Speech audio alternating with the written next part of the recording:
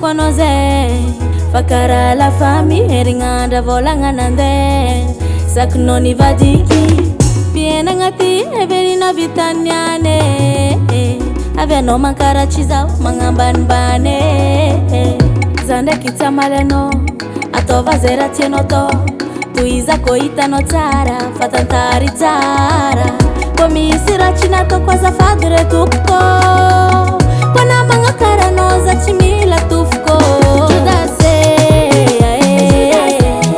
amadiki judase judase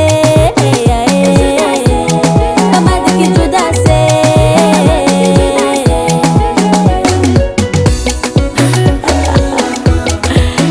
la jalousie c'est une maladie.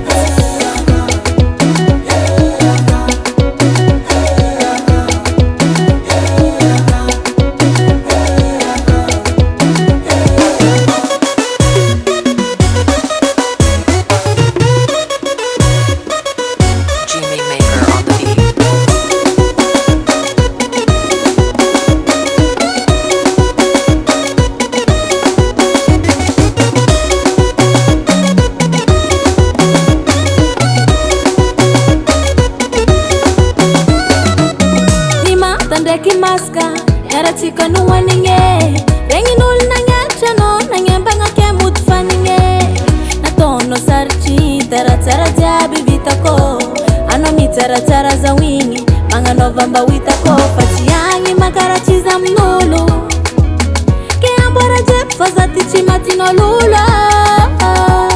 bulanko mi sirachi na to kwa za fadre tuko kwana manga karano za chimila tufko.